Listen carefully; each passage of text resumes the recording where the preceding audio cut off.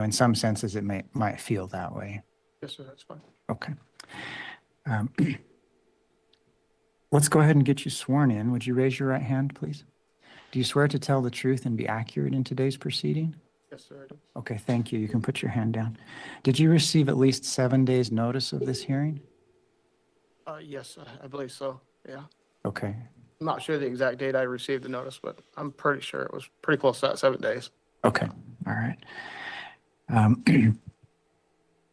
Now, we disclose the information that's in our file, information that we may be looking at when we make a decision.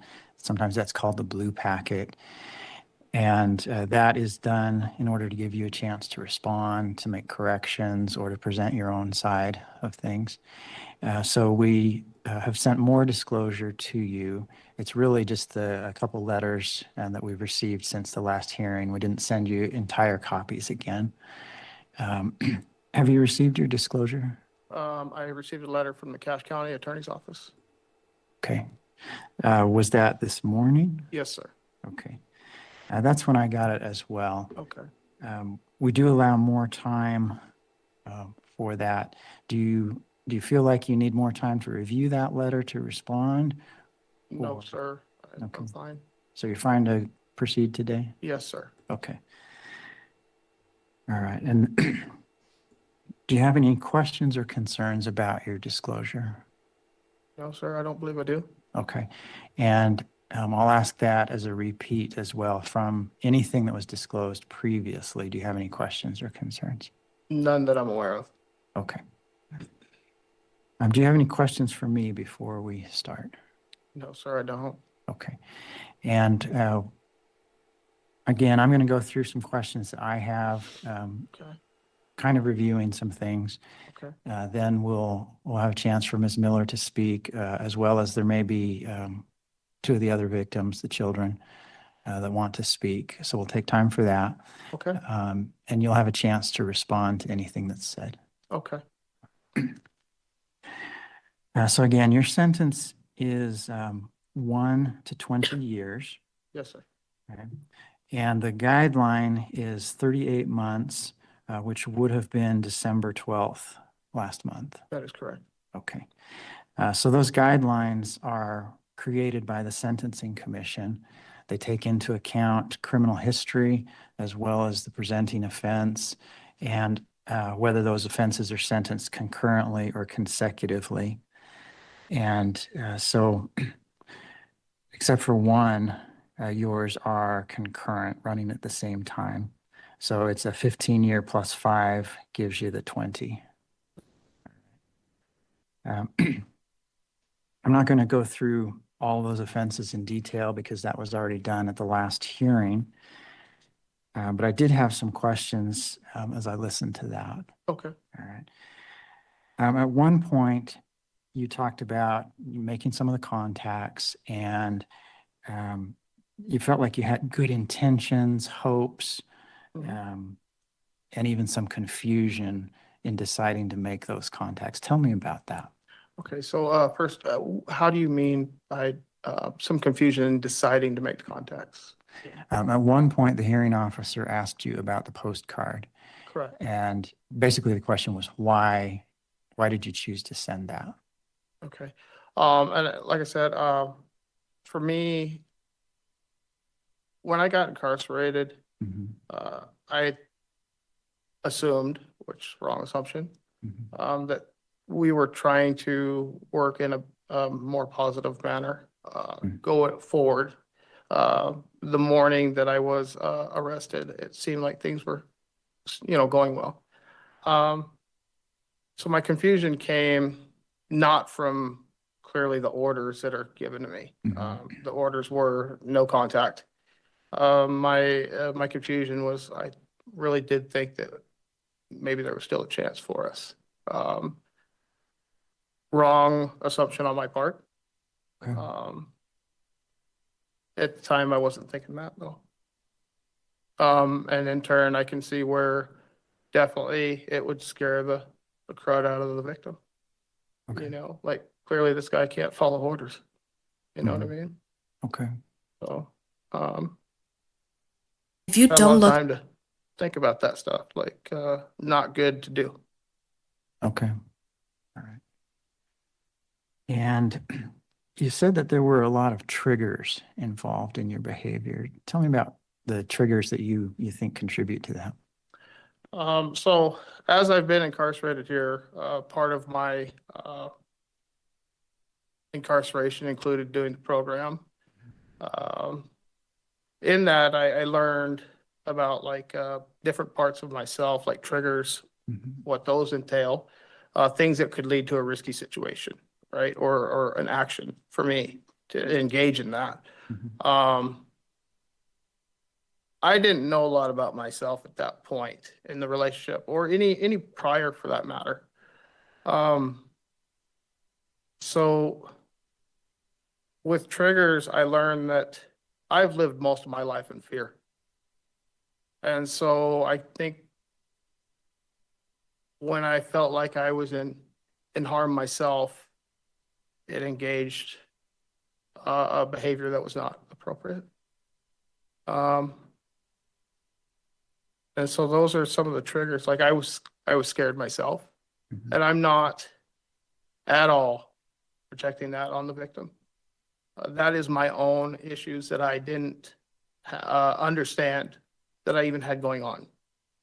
Um, coming here was, I'm not going to say I like being here. I am grateful for being here because of that fact that I had the opportunity to face what's going on inside of me. And I felt like that was important. All right. So you've talked about some of those triggers that maybe increase your risk or that create a situation that's harder. Mhm. How would you mitigate those triggers? How would you manage those Are you talking about then or now? now? Okay, now, I've been given a plethora of coping skills to manage that. I think the first thing is honestly, we can all get triggered in ways. Mhm. Am I understanding where you're coming from? I think that's the biggest part. I need to learn to validate your concern, validate or have an understanding, be more empathetic. Mhm. And if I can remove myself from just myself and learn to look at it from a different perspective, that gives me room for growth. It gives me room to where I can respond in a more appropriate manner instead of reacting to a situation. Okay. The reaction is what's going to get a lot of people in trouble, myself. Okay. So if I really stop and I use my skills that I'm learning, um, and that I have to use daily in here, you've got to use these skills nonstop. Yeah. Um, and again, that's something to be grateful for. If I can make it through this, the challenges on the outside, I don't think will be anything compared to prison. Okay. And, you know, as you bring that up, just move to institutional behavior Okay. where you don't have any negative write-ups, which, as you point out, can be difficult to maintain here. Sir? And you said you're having to use some of these skills every day. Yes, sir. So I believe that's the case. And again, I appreciate that you don't have any write-ups, but tell me more about um, how do you actually avoid getting any write-ups or having issues like that? I believe that my parents raised me in a manner that I am a responsible individual. Um, I've made poor choices along the way. I am not going to deny any of that. I've done a lot of wrongs. Um, there is a good man inside of me. I am a good man. And so with all that, when I'm presented with situations here, um, I've had a little bit of different therapy prior. So I know about like breathing. Sometimes you've got to breathe. Breathing. Sometimes you can walk away from something. I'm not sure what he In did. here, taking something head on is definitely not going to be the way to go. And that actually applies to real life as well. Taking something head on is not the best way to go. We need to sometimes take a break for a minute. And then, is it worth it? Now, I know that in here, sometimes things are just on the split second scenario. Avoiding things for me in here Tybee, thank you for the have like. been easy but difficult. And with that, the way I mean that is my circumstances brought me here. Okay, my poor choices. So keeping that in mind, Not sure what he did. in Haven't said yet. here, I want to make those good choices. I want to show that change is possible. I want this change. I don't want anybody to go through anything that we've gone through. And so I think by starting with me and making a choice every day that leads to a more productive life, whether it's in here or out there, that's the path I'm going to stay on. I've taken other classes. I took a yoga instructor's course, 200 hours.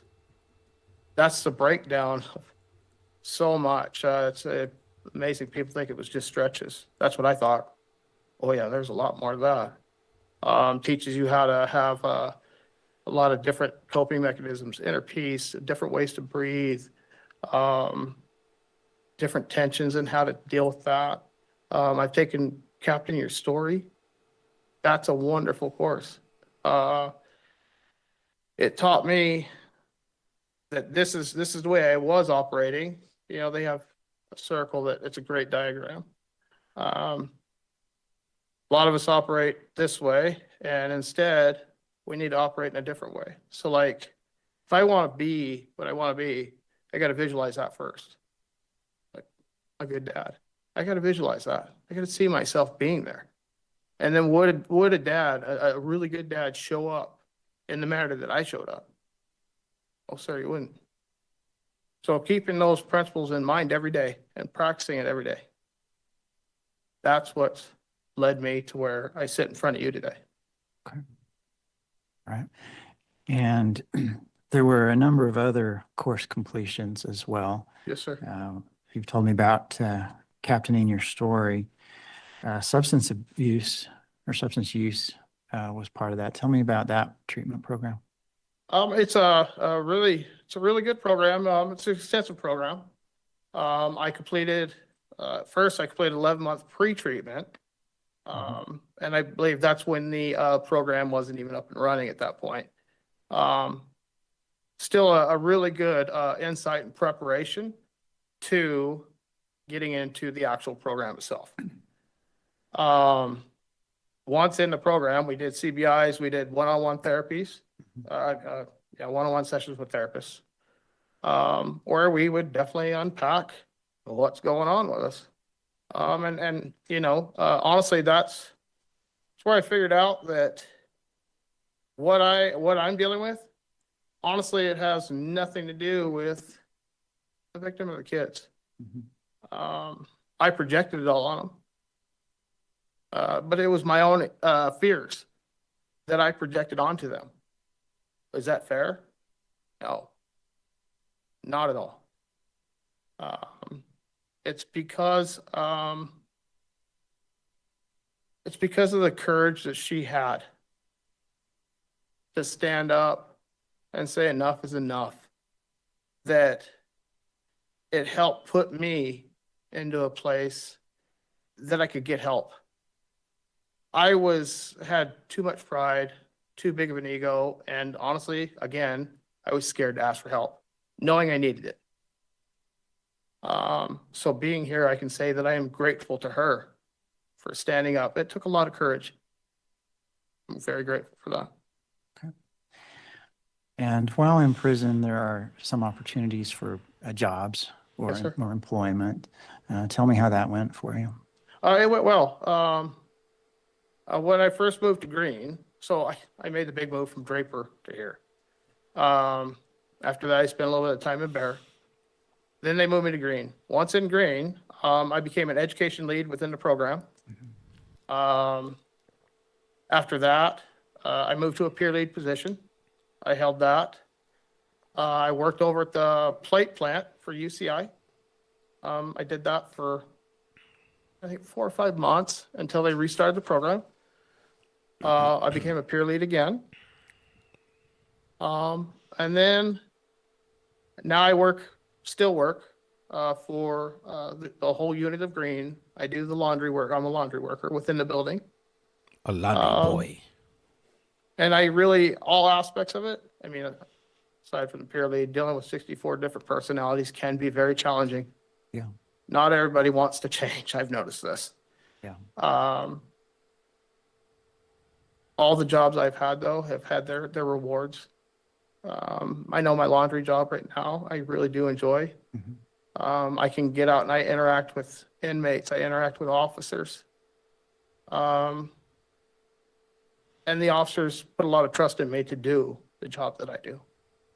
They trust that I'm going to do everything right. Is that right? And I don't have any ill intentions out there. And they made a good report about you. No referrals to the Offender Management Review Board, no negative C notes. So those really are positive reports. Lisa, this is a parole, Utah parole. There's an hearing. assessment that they do when you arrive. They do it periodically, the LSRNR, and they put together a case action plan. Yes, sir. They haven't for said you. what he did So yet. have you seen that? Yeah, I was actually a part in making that. So we're Okay, waiting tell me right about now. that. Okay. So when I first got to prison, I was aware, well, we did at first, the women for the program did an assessment, obviously for the drug and substance use. And then after that, I sat with a caseworker and I went over like all the things that I felt like I really needed to work on, which was parenting, spouse, like relationships, communication, definitely learning to come out of my own little box, which I'm really good at being in. And I don't really want to be in that. Sometimes interacting with people is super beneficial. Yeah. There was a lot that I knew I needed to work on. And one of the bigger things I know I needed to work on was like I'm not sure what he learning did to yet. see things in a whole different perspective, not just mine, because mine is flawed. So with that, sitting down, after going over that, we put me in Inside Out Dad, something that I opted to take. Victim impact. There was a course I took. I took Kindness Matters, which it's recorded on O-Track. However, it's not part of your CAL. I took that twice. I got my facilitator certificate for that. I can teach that now. I've taken anger management. Yep. I started over in Bears. They Parole moved me to hearing. Green. So I finished that in Green. Welcome, Cha-Cha. And then we had to take it again in the program. Thank you, Juan. Gosh, there's so many classes. Oh, Thinking for a Change was another wonderful one. That one there, the Thinking for a Change, I feel like really helped prep me for This is live, the Cha-Cha. program. I would say probably the most, because the skills that you have to use in Thinking for a Change are very similar to what you learn in the program. The CBI that you learn, like managing your anger, stress or anxiety. I'm sure you know a lot of the skills. So Yeah, that's why he's not in prison. He knows him. And good. That's what I have in the reports as well. And speaking of that assessment, the last assessment said that you were moderate risk. okay, Just to explain a little bit of that. So the assessment has different domains that are considered risks for people, Sure. from substance, drugs to how you think and feel about the world, various domains there. And you've reduced pretty much all of them to low, except for companions, which is very high. And it tends to stay that way because when you're in prison, everybody around has a felony record. So Sure. Yup. that's really static. It's hard to change that risk area. It's impossible The to other one change. is criminal history, which is also static. You have a poor criminal history and it's going to stay high. Yes, sir. Obviously not getting new offenses, but that doesn't change criminal history. It's static. That's correct. So again, that's a positive assessment that shows a significant reduction in risk. And so you're saying you had a chance to see that? Yes, as far as my assessment, I have seen, and it was explained to me, the drop. Okay. And my case manager did go over those two same factors, as a matter of fact, as to if you're getting in a relationship in here, In there. that's a little odd. What the what? So yeah, that's probably not going to change at all while you're in here, unless for some reason you are in a romantic relationship when you came in here. So if you Wait, have what? you're married or what have you not. Well, the That's what I'm family saying. marital domain is low Okay. for you. And again, just by explanation, that tends to be a larger scope of that. Companions is basically who you're hanging out with. Oh, okay. And, I'm sorry. Again, you really don't have an opportunity to hang out with anybody else while you're in here. No, we have to hang out pretty much with what we're given. Yeah, so that's very high, and it's going to stay that way perhaps until you're released. And I try to spend a lot of time with officers. What? To try to, I don't want to fall into the mentality that you see in a prison. I don't think you'll be That's falling it's into anything. not a good mentality. A lot of people are hanging on to a woe is me. I don't want that. I want to grow. I want to keep making changes in my life. And I'm hoping by doing so, there could be an impact for somebody else to make a difference or a change. Okay. Make positive changes. When I heard about this hearing, I was, my initial reaction was anxiety. Then I stopped and I thought about it, because I read the note that was left on there as far as the victim was not made aware of the original hearing. There was no current address so after I read that, I could only imagine the thought that ran through her head, right? She gets my her. date, but I'm getting released. Right. Nothing but sheer fear, I'm sure. Yeah. She doesn't know what I've been doing in here. For all she knows, I could have been sitting in here figuring out ways to get back. I I'm spent sure the you did. past almost 3.5 years figuring out ways that I can grow. I can make amends. Now, I can't make amends to them directly, but I can do it through other ways.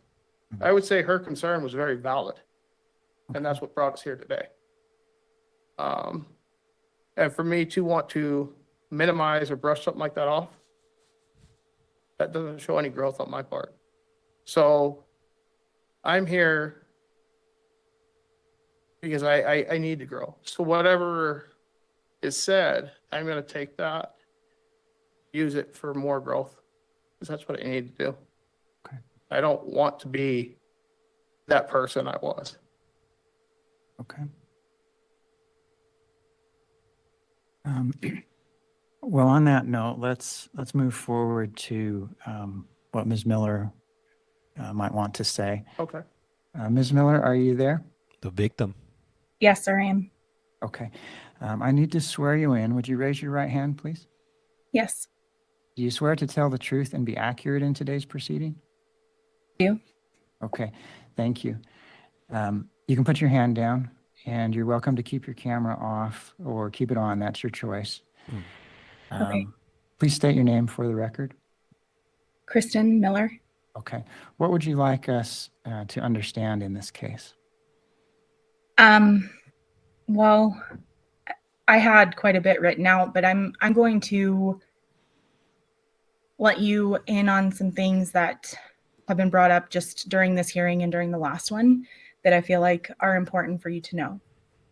So, the first is that Paul has an innate way of molding himself into whatever you think or he thinks you want him to be. A manipulator. A He chameleon. is true master narcissist. The detective on our case explained to me that, and he's an SVU detective, that Paul was the worst manipulator and narcissist that he'd ever experienced in his career. Special Victims Unit. Paul has undergone cognitive and dialectical therapy throughout the many years that he was not incarcerated prior to prison. Believe me, it was quite literally beat into my head. He was he was given an anger management course during our relationship after he was charged with his first domestic violence crime against me. And he forced me to take it with him, sir, because I was truly the problem. Damn. In the way that he described, removing himself from a situation so that he can try to be empathetic or understand. There was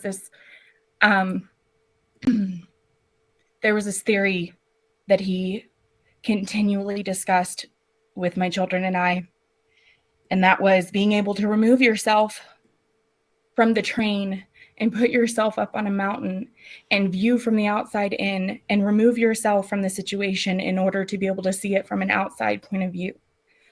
Things that he's discussing as forms of therapy for him that have worked all of a sudden because he's gone through prison are things that these are coping skills and mechanisms that he had already had, sir, prior to being incarcerated. I was pretty honest in my letter. I'm not surprised by his lack of negative write-ups, because He's a quite weenie. frankly, sir, he preys on women and children, Oh. not other men, not men who could harm him back. I have, in multiple situations, seen Paul cower down from men.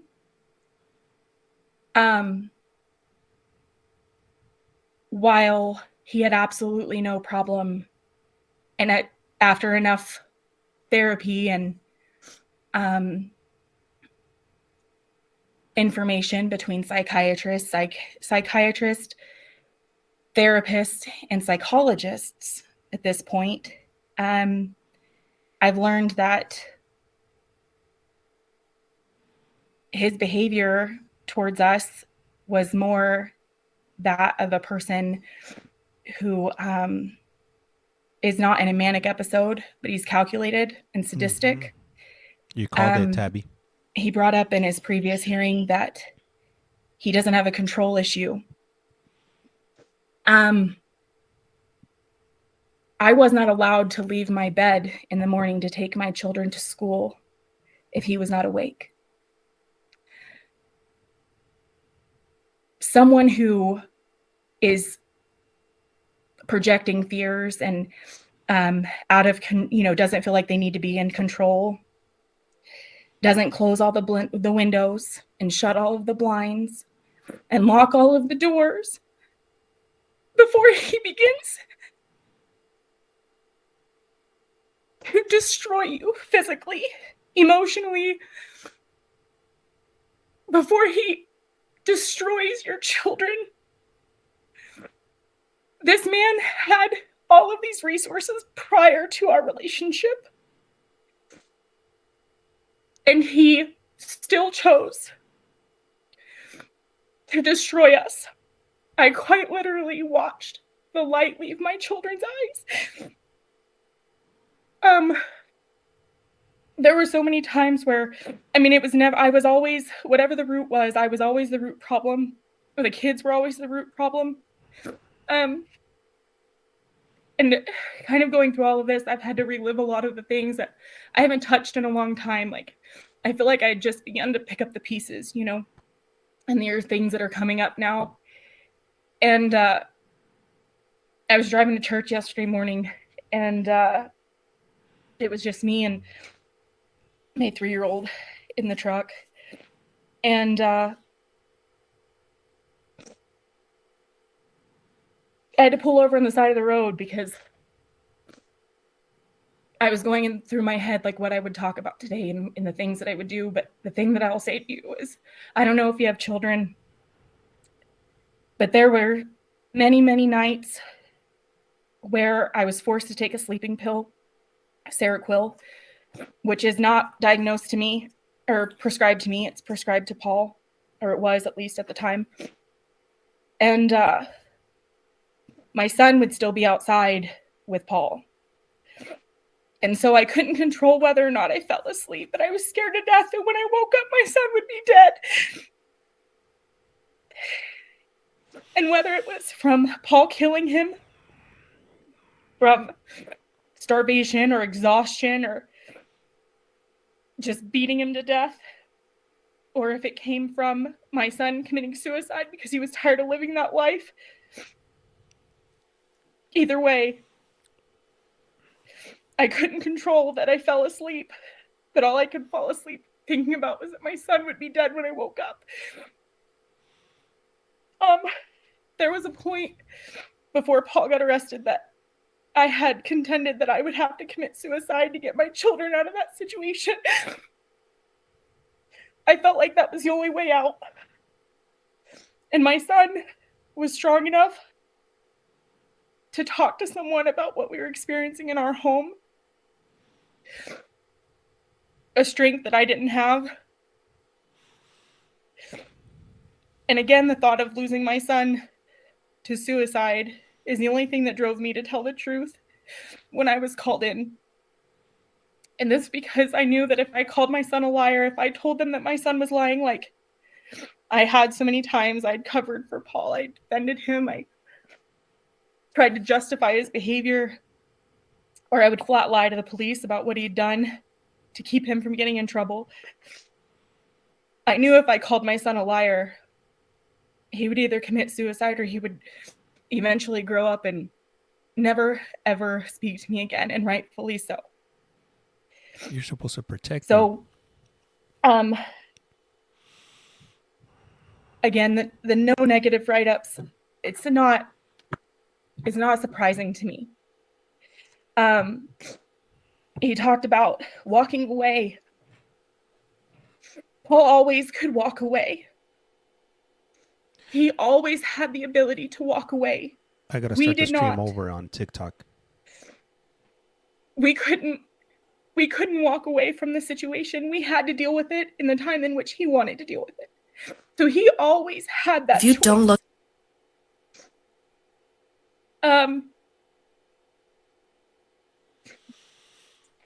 you know, you said his last assessment, he was considered a moderate risk because of his companionship and criminal history. And I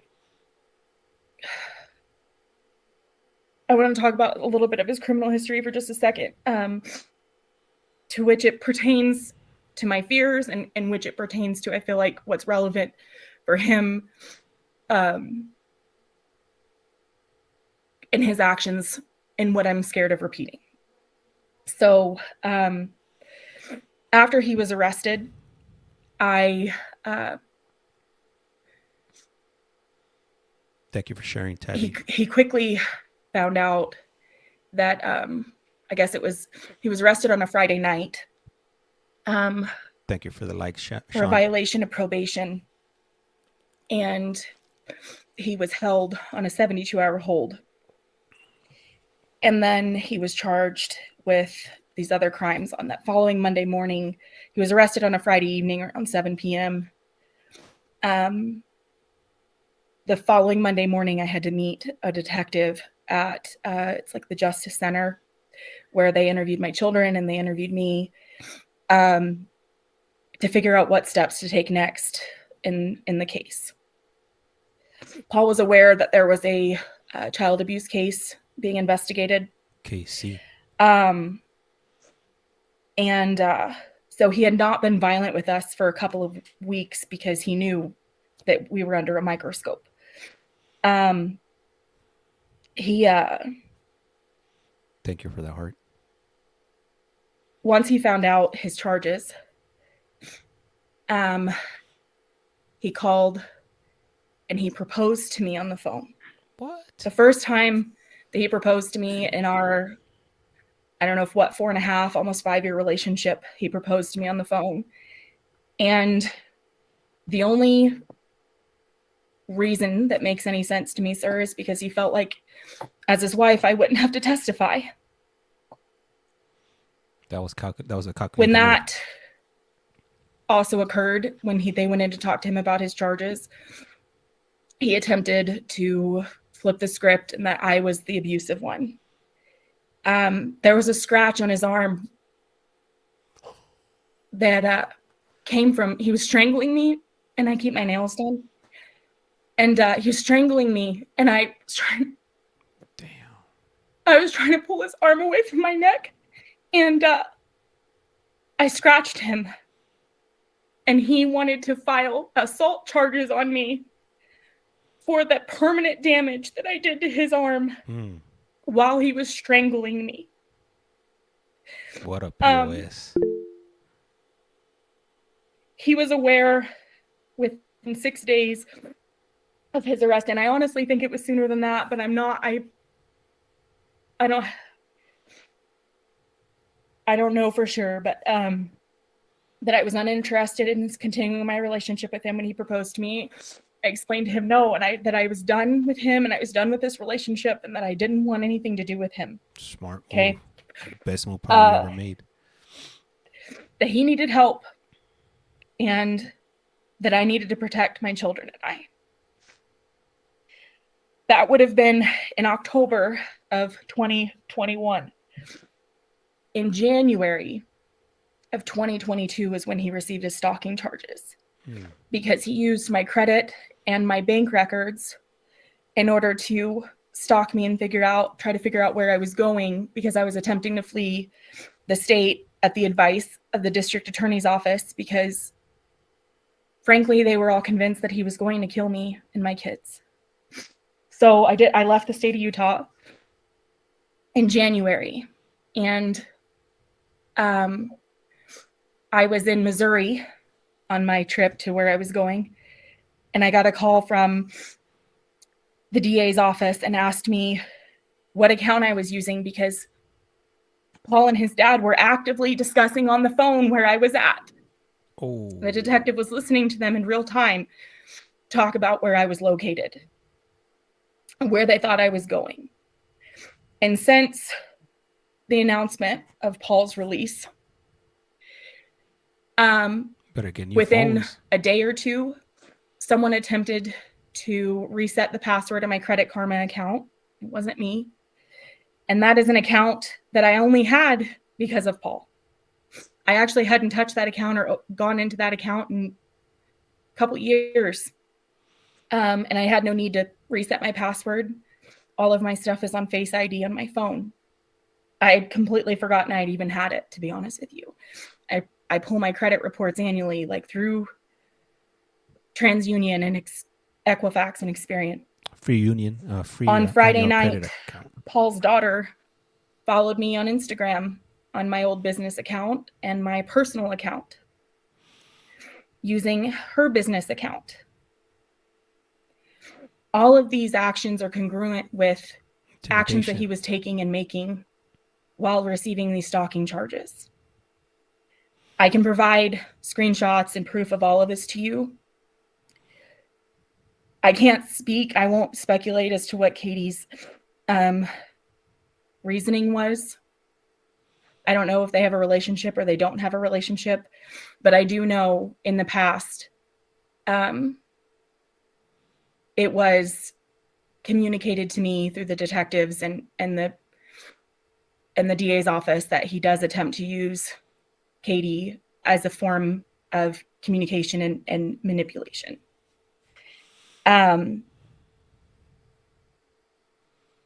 Which makes me really sad because I would love to be able to separate those relationships. He stated that he has no ill intent out here. He also stated that he had no ill intent when he broke protective orders, and that he had no ill intent during our relationship and his actions afterwards. And I firmly believe that the road to hell is paved in good intentions. There were other things said in his hearing that indicate to me that he has some idea of where I'm at and what I'm doing. I don't want to touch on them because if they happen to be coincidental, I don't want to give any additional information. I do know that there's a gentleman at the prison looking into his records, his call records and his search records and things like that to verify, but I had not been able to get into, he had not returned my call prior to Friday afternoon or this morning.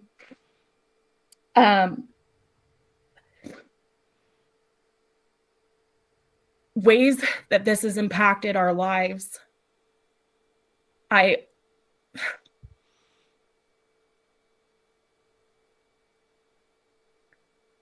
It's not easy. Every single facet of our lives have impacted ways that I didn't even imagine. I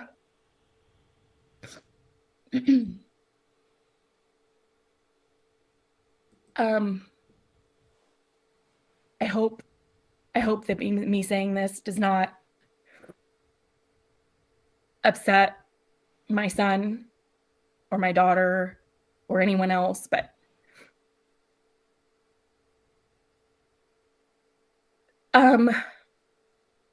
because we don't want him to know how much effect he still has on us, right? Because that's, to someone who's sadistic and twisted, that's a win. And he didn't win because we're alive and we're healthy and we're happy. But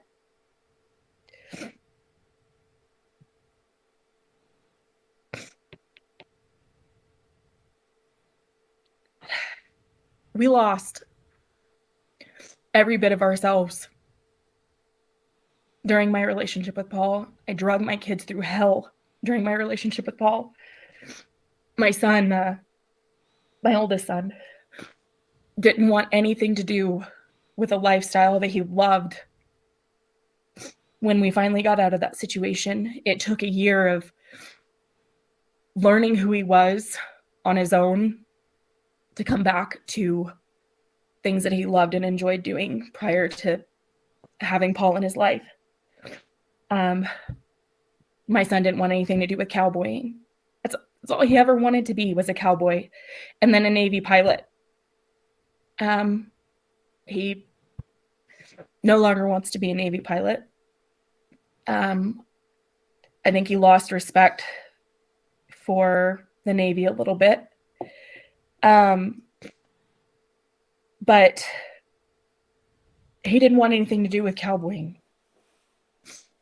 Thankfully, he's been able to find himself since then and figure out what it is that he loves and what he likes. And again, I'm not going to comment on things that will bring any kind of potential knowledge to Paul, but even after he was incarcerated and even after he was in prison, he still almost killed my son. My son still almost committed suicide. And it is 100% attributed to the PTSD from my relationship with Paul. Every therapist that we talked to, every psychiatrist, every doctor that we spoke to, it was the same. And there were approximately 6 doctors I couldn't even begin to count the number of therapists that we've encountered. Because when you walk away from a relationship with someone like that, even during the relationship, I wondered if I truly was the problem, if I truly was a narcissist, if I truly was the issue, if my son was just doing this for attention, if he was a narcissist. And everybody says no. Everybody said no. This is caused by the abuse that this man brought to my children. My daughter was the brightest light, and she is closed off and guarded, and rightfully so. Why would she want to invite someone into her life to hurt her? It has taken this long to come as far as we came, and we're still not there yet. And I'm glad, truly, that Paul is seeking treatment within the facilities. Some of it court mandated. But I don't think, truthfully, that he's encountered anything that he hasn't already told us that he's encountered as far as therapy goes.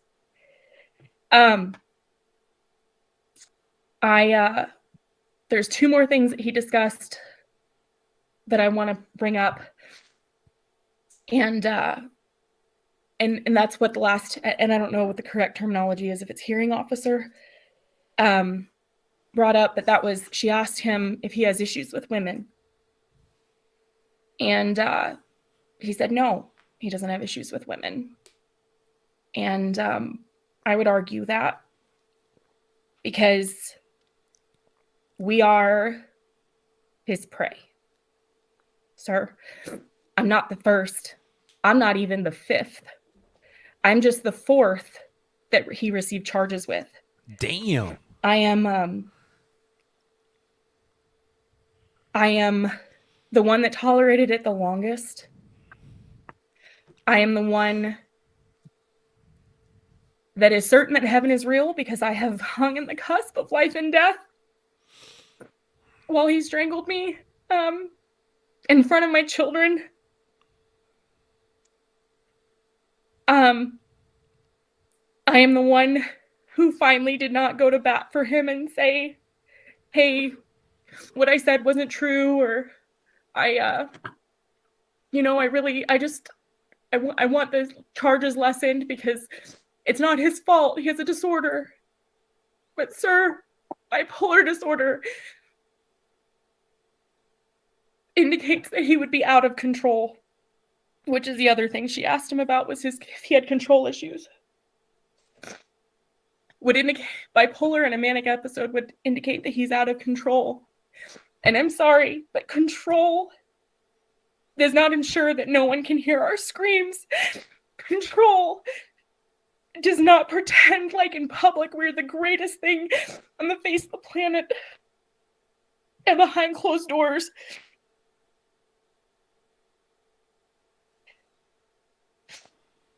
Beat us so badly that we have to tell people we were kicked in the face by a horse. Control, or bipolar, excuse me, It is does very not sad. isolate you from your family and friends, and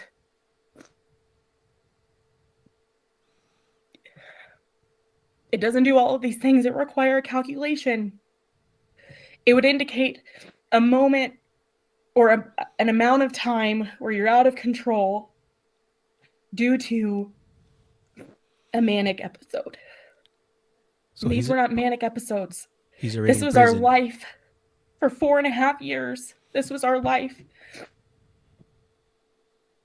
I don't know if you read in the file or not when the abuse began, the physical abuse began, but it was the week that my father died. And what that file doesn't tell you is that the previous September, my dad flew out unannounced to Utah from Florida because he knew something was wrong. Because he knew that we were isolated. He knew that I wasn't communicating with him as often as I should, or that I did. my kids didn't get their presents from my dad for months. Like, their Christmas presents sat until Easter because I wasn't allowed to go pick them up because my dad had the control issue that he forced us to go. He wanted us to sign for him because they were expensive. They were expensive gifts.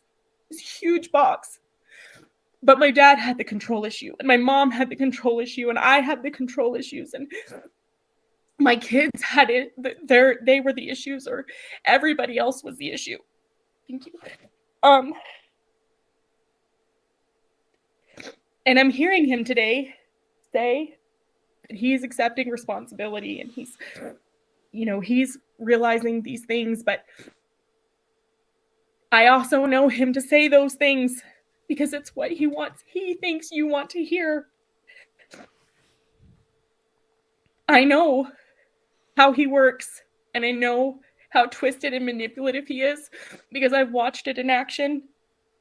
I've lived with him, and this man is not caring, and he's not responsible, and he's not loving, and he's not a good man. He's evil, and he's sadistic. He's a monster. And like I said in my letter, I didn't protect my children the way that I should have. And I'm not that person anymore. I'm not that person anymore. This is a board of parole hearing. And I wasn't that person when he met me. It took a lot of time and manipulation. And I won't go into all the details of all of this abuse. And I mean, I'm sure I know that you've read it. And I will say that the charges that he faced were just a handful of times. They might. And something that happened over and over and over again for years. Okay. But what I will say is the abuse started the week my father died. And the reason that it started was because of me, because of the way that I handled my father's death. And when I say that, it's not because I mean it. It's because that's what was told to me. That the reason that the physical abuse started was because I was mourning my father's death. What a sack of... This man took away relationships with my family in time that I'll never get back.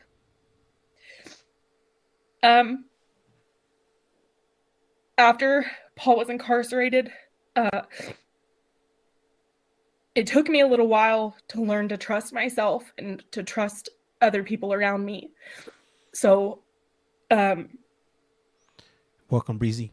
It was October of 2021 when he was arrested. It was December of 2021 when I allowed contact from my mom. Thank you for the follow. My mom only got to meet my son, my youngest son, once before she died.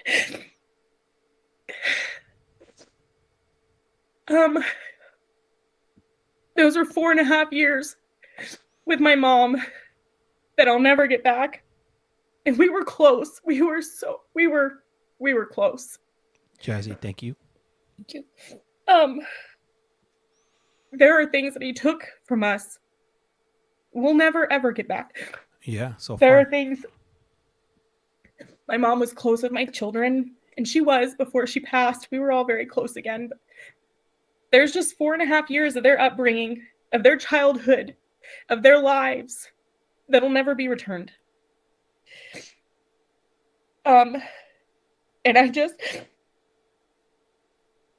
I'm sorry, 3.5 years isn't long enough. It's just not. It's not long enough. And this doesn't give me the opportunity to protect my children from him, because he's proven that protective order means nothing. Laws mean nothing. me asking him to stop meant nothing. My kids pleading and begging for him to stop meant nothing. And I'm sorry, sir,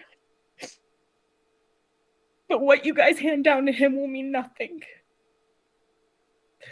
I think that, he brought up that he wants to make amends. And I think he slipped a little bit because he immediately started to kind of backpedal a little bit, but there is no amends that can be made. There's no fix. And I wouldn't even want him to try, but my fear is that he would. Hey, KC. This is live, yes. The last thing that I want to say, and then I'm gonna stop because I feel like at this point I'm just rambling. But the last thing that he brought up in his hearing was that she asked kind of what his issues stemmed from, and he said that he was bullied as a child. And I find that really ironic because he became the biggest bully as an adult to children. This is not on TV.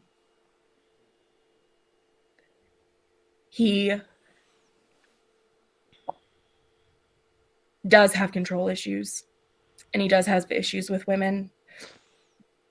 And I think that they stem back to his mother. And I mean, he wants women that he's with to wear the same perfume his mother wore or wears. He has issues with women. He has control issues. And him denying those issues in that hearing told me that we haven't scratched the surface on the amount of work that he needs to do in order to truly change. Truly.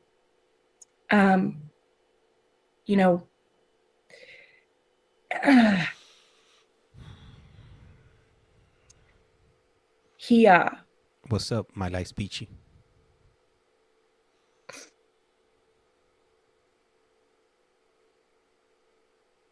I guess, I mean, I gave you a small example in my letter of like how unaccepting of responsibility he is, but the other side of that is that, I just really want to tell you a way that he will twist his actions onto his victims. And that's, and this just popped in my brain, but there was several times in our relationship where he would cut his own arms. What up, primo? But he would force the kids and I to watch him cut his arms, telling us that if he did that, he hurt himself so he wouldn't have to hurt us.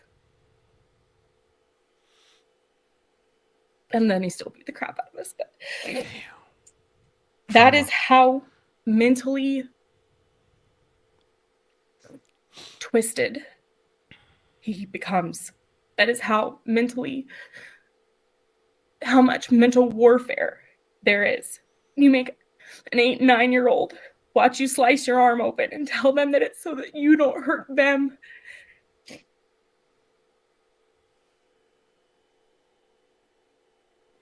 Why would you ever have the desire to hurt an 8 or 9-year-old that badly? And then my son began cutting his arms because he thought that that was the way that you were supposed to relieve stress and anger. And then ironically, Paul got upset with him for doing that himself. So I'm gonna stop here. I'll give my children the opportunity to speak and be heard in anything that they have to say. And I appreciate you giving me the opportunity and listening. Thank you for the follow, Touchy. Or Torchy. Right. Thank you, Ms. Miller. So this is live. This is a live Board of Parole hearing from the state of Utah. This is actually happening in real time. So if your children would like to speak, that's fine. Again, they don't need to be on camera. Okay. They're minors. Yep. But I'll need to swear them in and put their name on the record as well. Absolutely. Okay. Arizona is going to speak first. Okay. Arizona, will you raise your right hand, please? We're just switching seats. Okay. I'm pretty sure Paul, he's probably fake crying in the Okay, background. Arizona, do you swear to tell the truth and be accurate today? I do. Okay, thank you. You can put your hand down. Please state your name for the record. Arizona Vocalo. Okay. What would you like us to understand as we make this decision? That he is very harmful to children and women. It doesn't matter their age. I have a letter here that I would like to read. The first year was good. There was fighting, but nothing more. It wasn't until a couple of months after we moved to Logan, Utah. I was 9 when everything started. The first major thing that happened was my older brother and I had went to bed. It was summer. My mom and Paul were fighting in the backyard.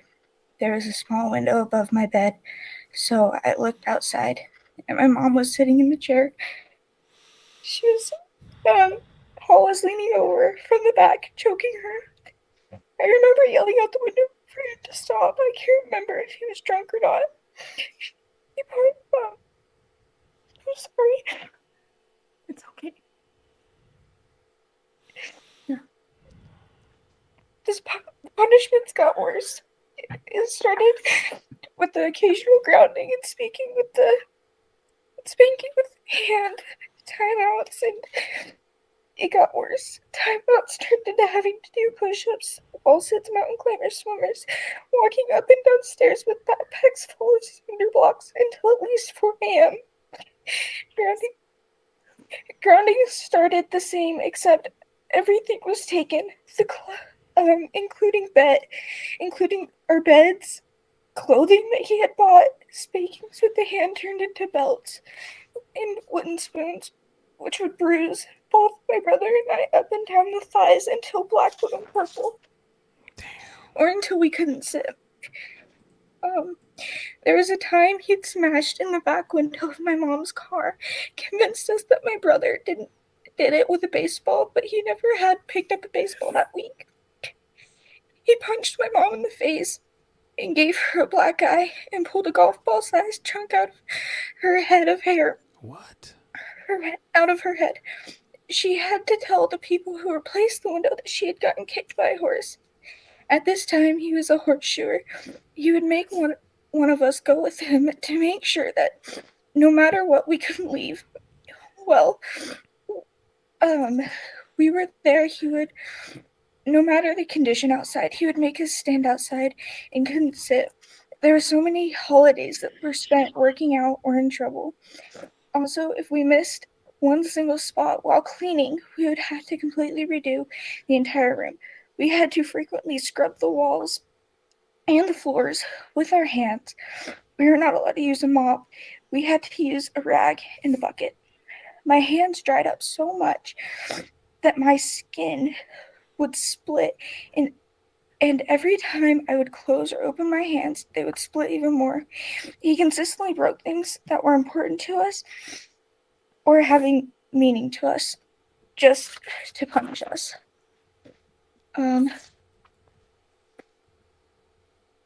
This man never sought therapy. He went to AA and started drinking again heavily, like 30 beers a day right after.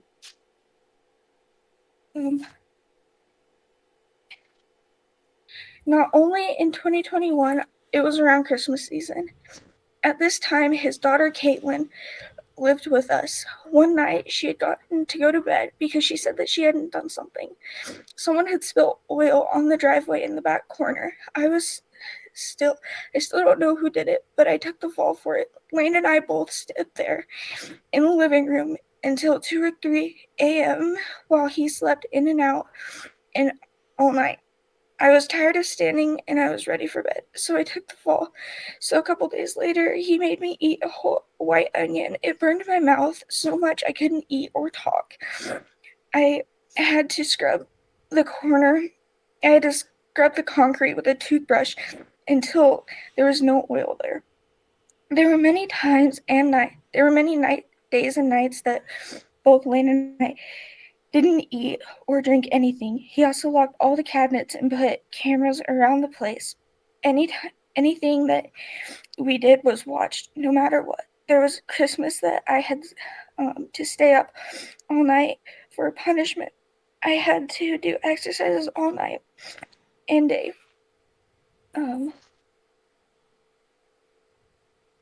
This guy needs to go on a wood chipper feet first. He also tried. Oh, wait, no, not that one. I wasn't allowed to open my presents until 2 days after Christmas, and I had to give all my presents back. He also tried to propose from jail. He said the reason I was drinking a lot was because I was nervous I was going to propose. I wasn't allowed to open. Oh wait, no, not that one. How did he get that? Okay. Strong little girl right there.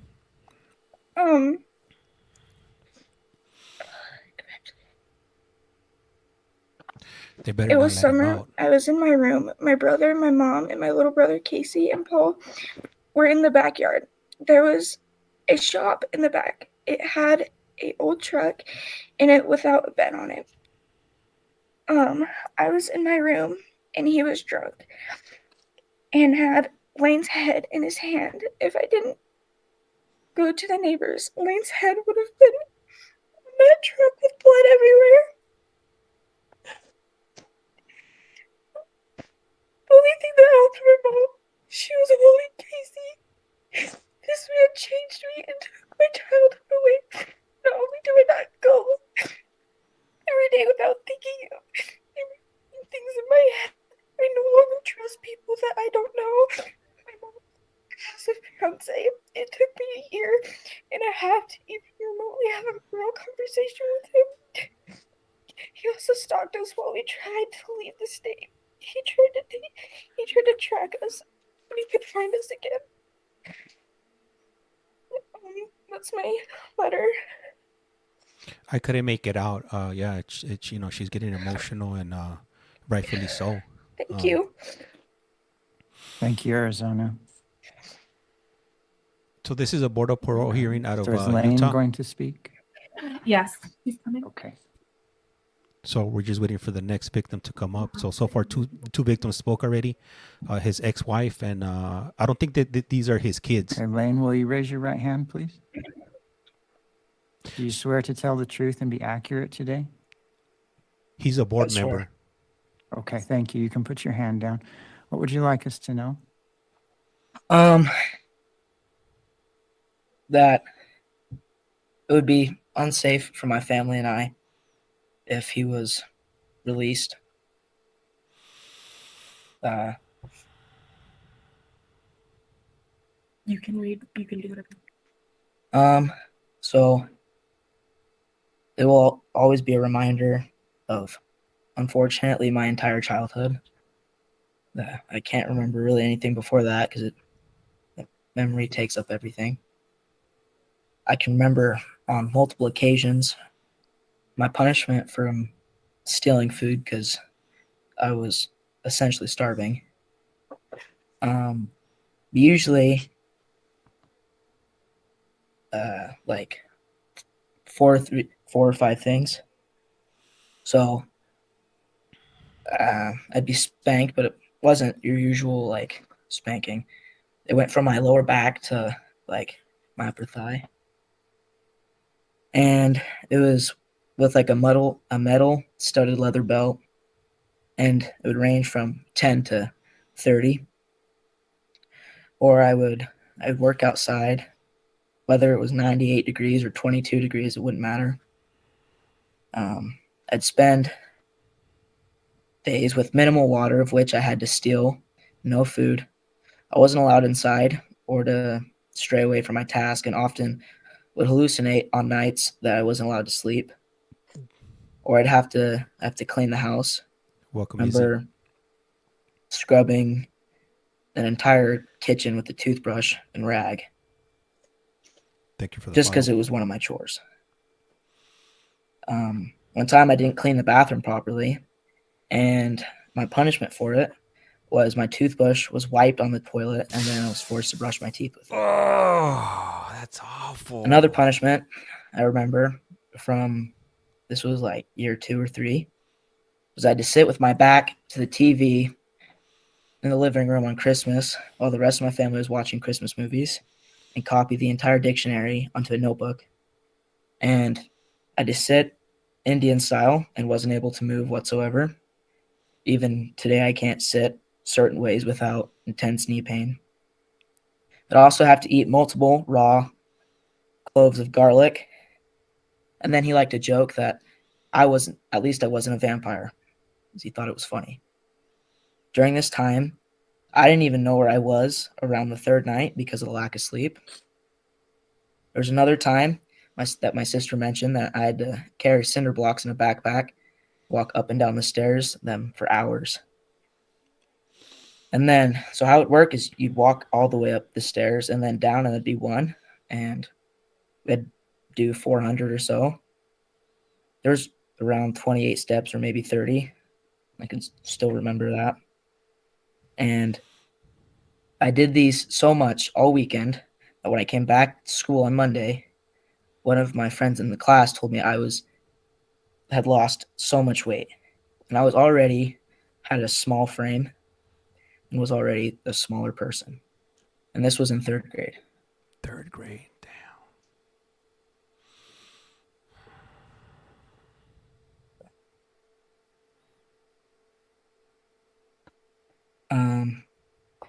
I do remember when my sister was talking about that my mom was sitting in the shop with my little brother and then said something. I think my mom told me to run, and he snatched me by my upper arm and like pulled me close to make sure I couldn't go anywhere.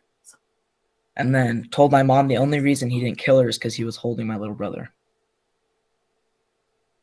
I remember also a time where there's a fencing company, and I was one of the only employees. As a minor, I wasn't paid. I rarely got to eat or drink. I would be digging 4-foot holes all day, and my reward was a peanut butter sandwich, usually, if I got lucky.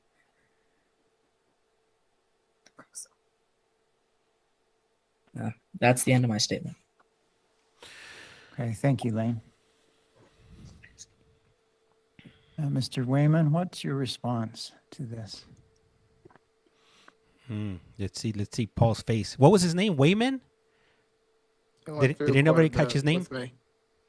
I'm not going to deny that at all.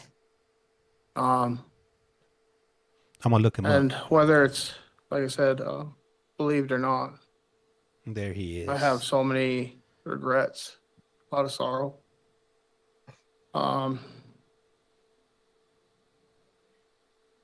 Any concern that they would have is a completely valid concern, given the history.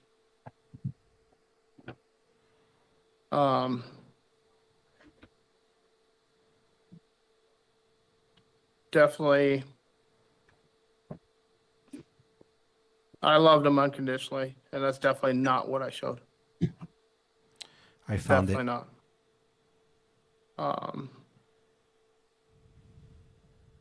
I have also worked to try to move past some of the labels that go with this. The terminology monster was used. I couldn't even tell you how many times I've called myself that. There was a time, I can't remember if it was before or after, they had gone to see their biological father down in Las Vegas. They came back. And 100% honest, Yeah, I right. looked at them and I called them both POS. Those are words I should have been saying to myself. Come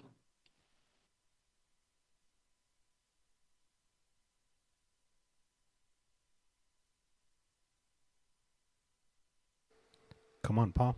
All of a sudden, can't talk anymore. Out of words. Their perception of everything is is valid. I cannot take that away from them. I can only sit here today and say that moving forward, my whole goal is to make sure nothing like this ever happens again. Miss Miller is not inaccurate, and it's like I've stated to you, I have seen therapy before. The problem with that was accepting that I had a problem. They asked for a conversation one time. It was after an incident, a domestic violence incident. They'd left, they went to CAPSA, I remember. Kristen wanted to sit down at the table with the kids and have a conversation. Honestly, that is a conversation I wish that we could have had. May have changed the fact on whether or not I'm sitting here today. Highly unlikely. Really, we didn't have that conversation because I was afraid of exactly everything I just heard today.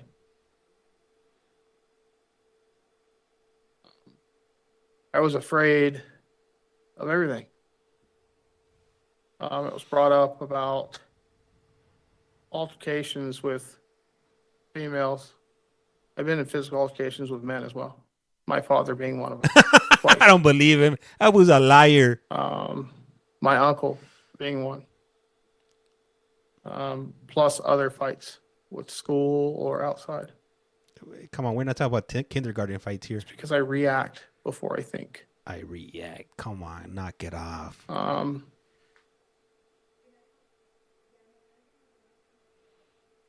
There were a lot of times, yes, there was a lot of difficulty.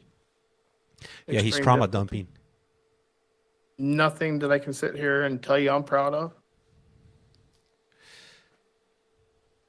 Every bit of it, I wish I could go back and change.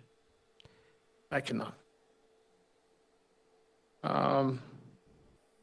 As far as it was brought up about my daughter and Instagram, that's the first I'm hearing about this. And by all means, I would love for the prison to check the records on that. I would definitely appreciate that looked into.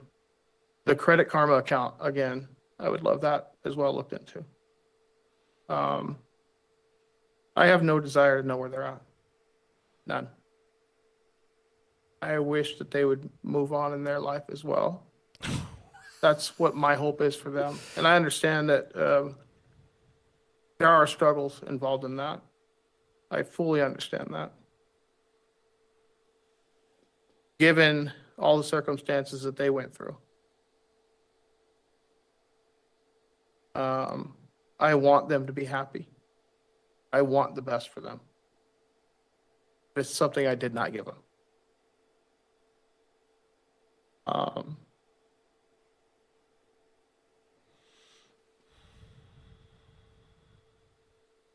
They meant the world to me. And like I stated, I definitely did not show that.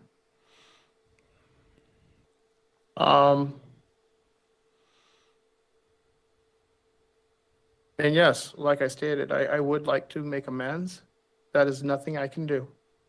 I can do it though, through other methods, that being through what I show. If you guys were to release me, it would be through my own actions, and over a course of time, would that ever be shown?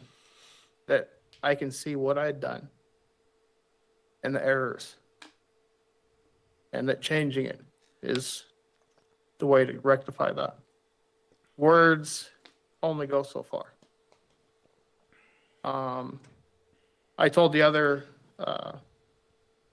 board representative, I can tell you anything. You Board of guys parole hearing. see numerous inmates daily. Mm-hmm. So yeah, I could tell you anything. Do you guys think they should let him out? What do you guys But those think? words don't mean anything unless I show you that I mean. And I hear a lot of the guys back in the section after they've seen the board, how important it was for them to tell you what they thought you wanted to hear.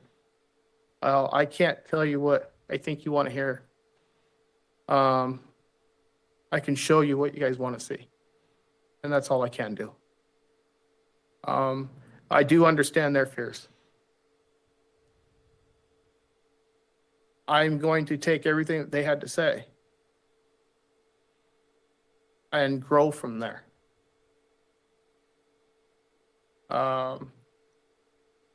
It wasn't easy to sit and listen to that, just like I'm sure it wasn't easy to be with me. Yeah. Sorry for the inconvenience, buddy. I do suffer from a mental disorder. However, I'm not going to sit here and make that my excuse. I drank a lot for a short amount of time. I'm not going to make that my excuse. I had a choice to drink. The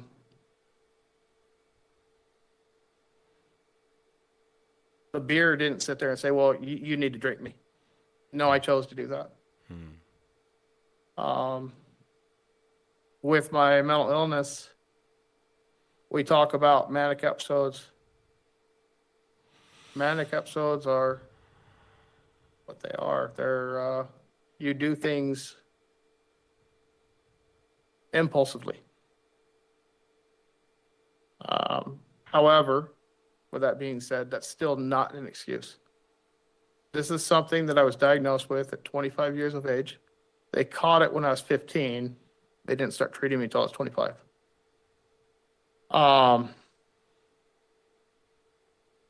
So with that, I'm going to honestly say I should have been in better check of myself. And going over the therapy, instead of treating it like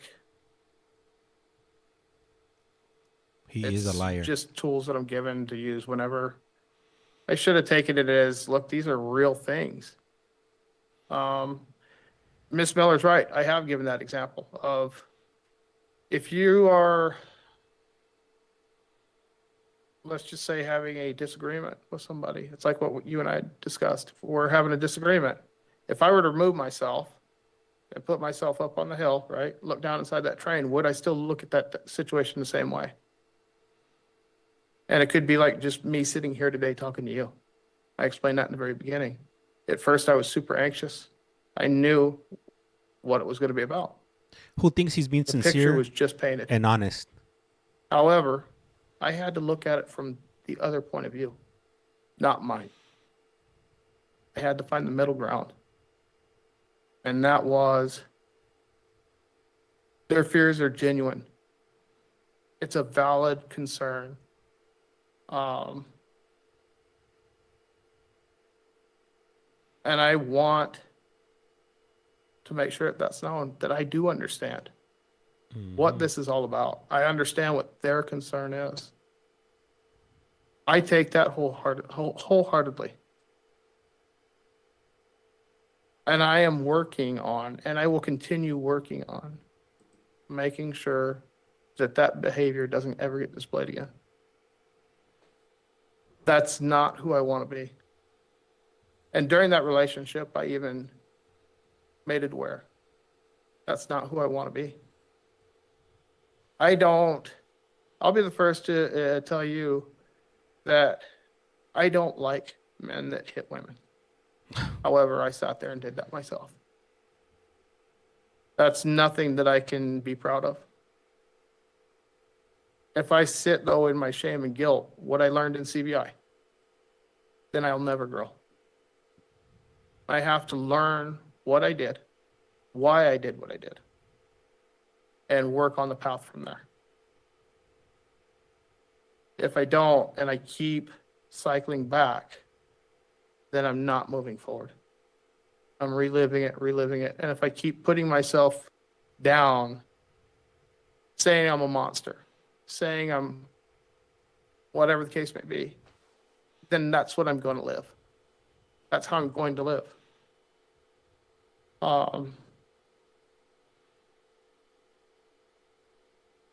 He is a monster. I feel awful. Mm-hmm. That's ultimately, This is a board of parole What hearing they in see. Utah. and as I stated, I can understand why they see what they see. I mean, Um, I'm pretty sure he's getting brutalized in prison, unless they got him in a special As unit. far as looking for them, no.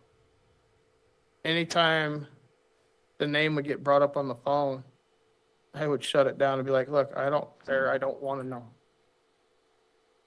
It's not my concern. I don't want to know. 2022, March. Um, there is absolutely zero justification for my behavior.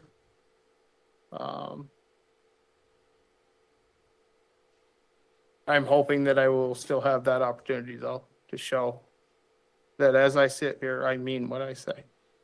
There was an officer in Logan, and I said that in the original hearing, that told her, guys like me do not change, and that I will end up killing her. An officer told her that. She Paul relayed that to me. WAYMAN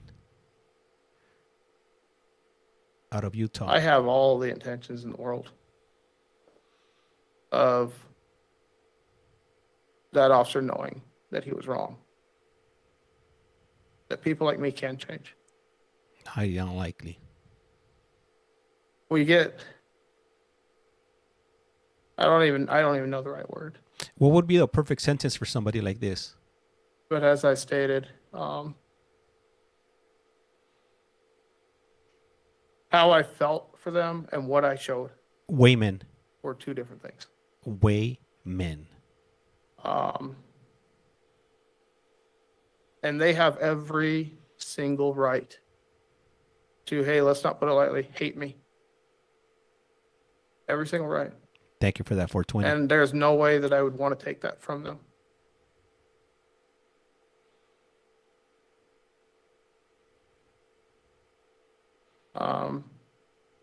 As far as pure evil, 10 years life. I guess in some lights, definitely so.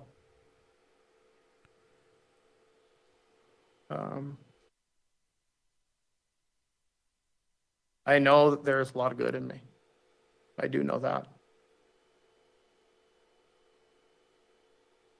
I would say that the moments that I reacted in a behavior that was not appropriate, that was pure evil. That was definitely me not showing up as the person I should have showed up as, a protector for them.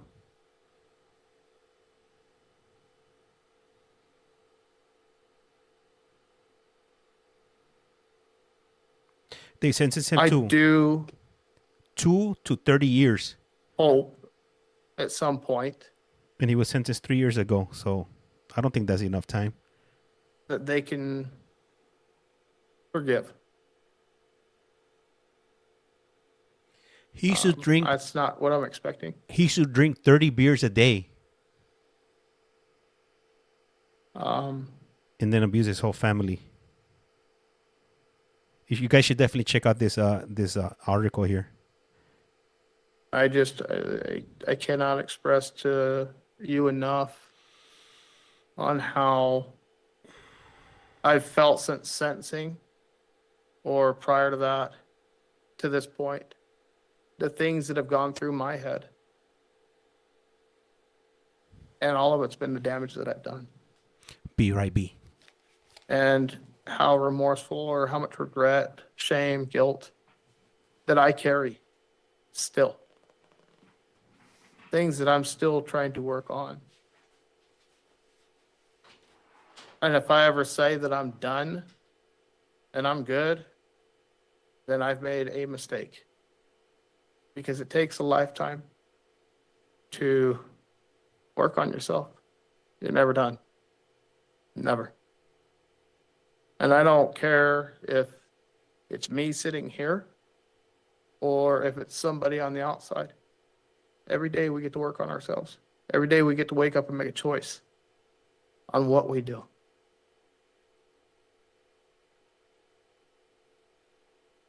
there's a lot that could be said.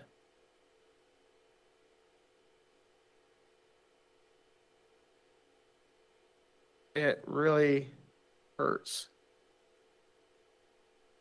to know that even after all this time, how much hurt they're in.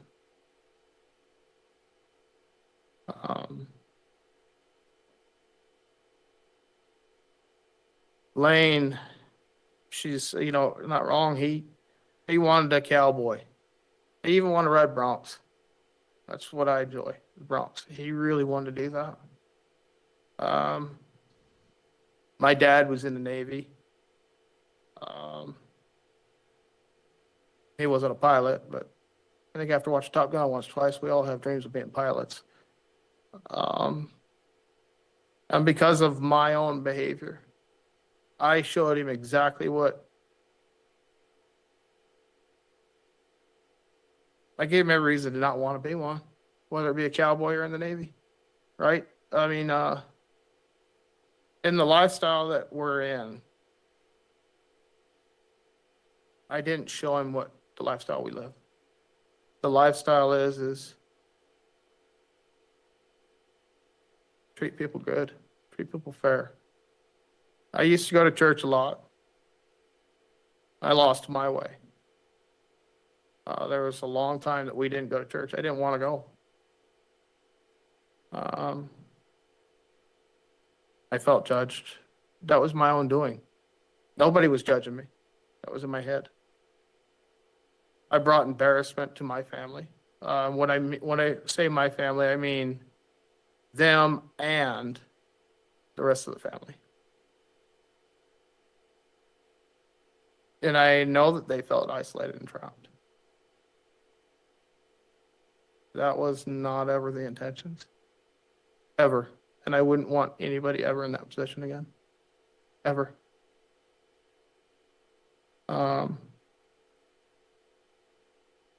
I'm grateful this hearing did happen. I'm grateful that they all spoke, as much as all of it hurt to hear. It helps me walk away with a whole different light. Helps me focus more on things that I can continue to work on, to be a better person. If I ever have the opportunity, my daughter and I do not have a relationship. I haven't spoken to her. I've tried to reach out to her, but I haven't spoken to her. I did actually, I take that back. I spoke to her around Christmas time, very briefly. Prior to that, I hadn't spoken to her, I want to say in 6, 7, 8 months. I showed her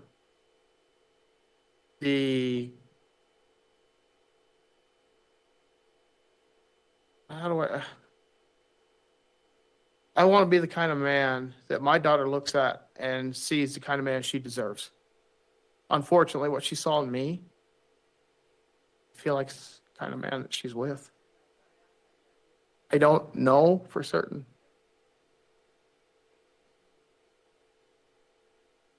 I want her to see what she's worth. And the only way that I can do that is to get out and be the man that I should be, for her to go, yeah, he might have been a piece of crap at one point. That's who he's supposed to be. And if I can do that, like I said, and then the victim stated it, maybe they won't move past it. Maybe there's nothing I can ever do.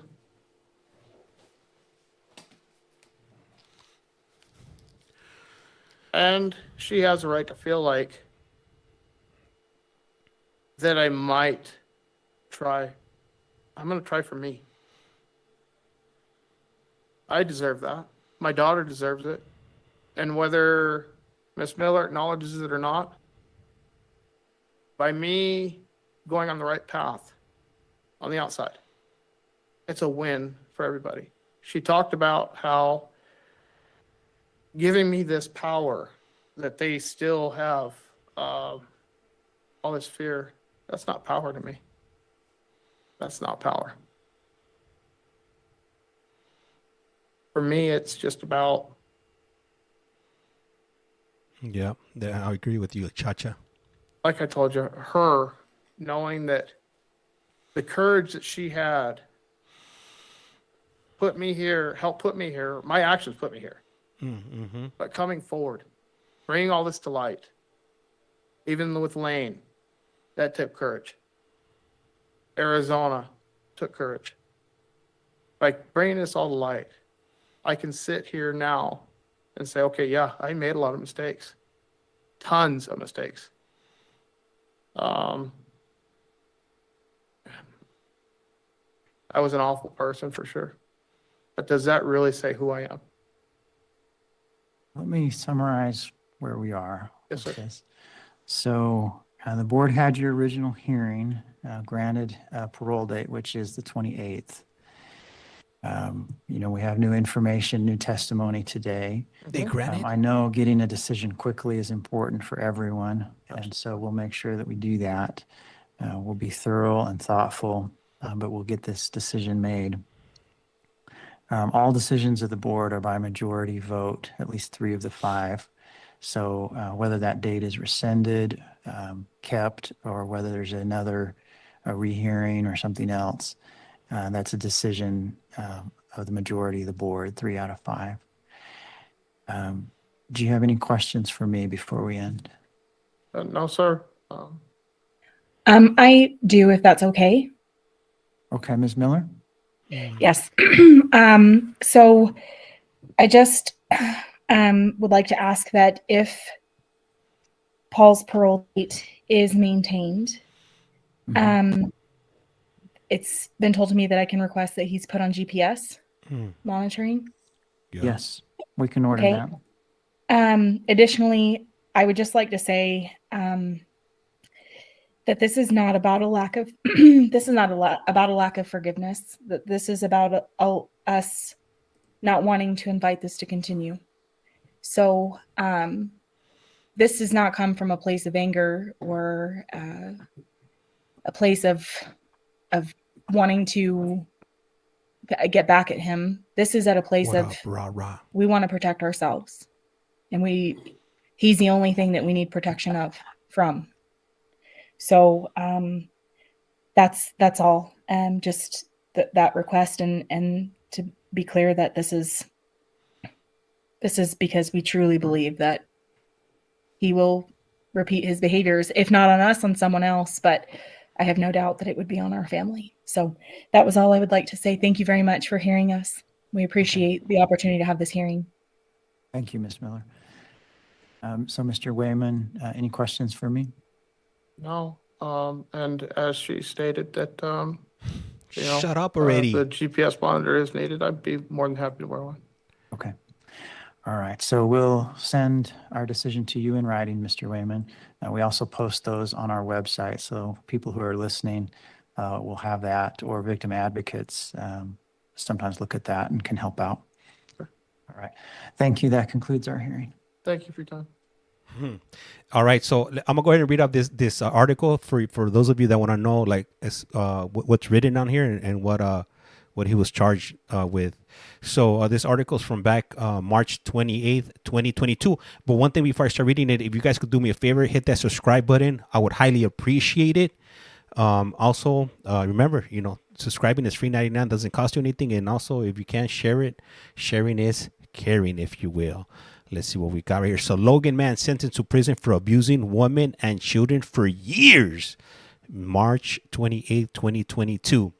Let me see right here. Thank you for the follow.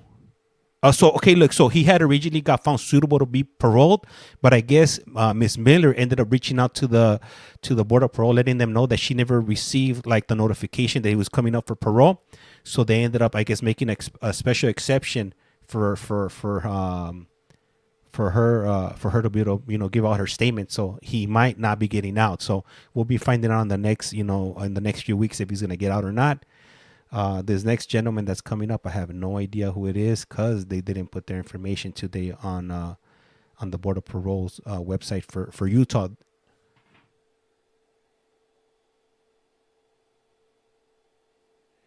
Oh man, I just got a notification from TikTok. I'm about to end up in the TikTok jail. Anyhow, I'm gonna go ahead. I'm gonna go ahead and continue this hearing on YouTube. If you want to continue listening to it, check us out at Collect Call From. I try to go on daily, Monday through Friday. At Collect Call From on YouTube. I'll go ahead and put it Got up a on the thumbs screen up. right now. And Good afternoon. I'm Greg Johnson, a member of the Board of Pardons and Parole. with that, And are you Tyler James Bergen? Yes, sir. Okay, offender number 171229. Yes. Okay, obviously we're on video today. You just mentioned maybe not being able to hear very If well. you don't look If Chinese, that get continues to be a problem, please let us know. But hopefully it's working much better now. It is. Thank you. Okay. And I'll just note for the record, we have Jan Ferris from the state and Kate Conyers is your defense attorney. did anybody And catch it this looks like guy's Agent name? McDonald from the state as well. Counsel, are there any preliminary matters? Yes, so we, in speaking with Mr. Bergen, it sounds like there are two Bergen. allegations he already admitted to or pled no contest. We are pleading no contest to the remaining 4 allegations. That would be endangerment. We want to make sure that it's worded properly, but and then the counts of Thank you, possession of Lugo. controlled substance, and then Appreciate it. also tampering with evidence. We need to make sure that they're amended to technicals. Thank you, Honda. As it seems like this wasn't filed in court, hence the evidentiary hearing. So we want Thank to you, amend Felicia. so that they're technicals. And that's all 5 of them? Yes. I thought Okay. there were 4. Let me count that again. Let me just double check that. Number 5, possession or use of drug paraphernalia? Oh, yes, sorry. Yes. Okay. All right. Did anybody catch his name? So, and again, no contest on those. I didn't catch So his we name. had told Alright. Mr. Ferris that in advance so that he didn't need to bring Ferris, in Mr. Ferris. that unit so that we're taking responsibility and no need for evidentiary hearing. We're expecting to move on to disposition. Welcome, Okay, Tabitha. sounds good. And I apologize that we were running late. We need to take as much time as we need with everyone, and that includes you, Mr. Bergen. We'll Thank make you, sure you Lisa. get as much time as you need today as well. All right. Mr. Bergen, Ferris. would you raise your right hand, please? Do you swear to tell the truth and be accurate in today's proceeding? I do. Okay, thank you. You can put your hand down. Did you receive at least 7 days' notice of this hearing? I did. Okay. And did you receive your disclosure, your blue packet? I did. Okay. Do you have any questions or concerns about disclosure? I don't. And have you had enough time to meet with your attorney? Yes. Okay. Do you feel like you're prepared to go forward today? I do. All right. So there's been a proposed settlement, which is these be amended to technicals and that you're going to plead no contest to them. If we go ahead with that, then you're giving up the right to the evidentiary hearing, which would have been today, where you would have had the right to hear and cross-examine witnesses through your attorney, the right to speak or not speak on your own behalf and to present your own evidence.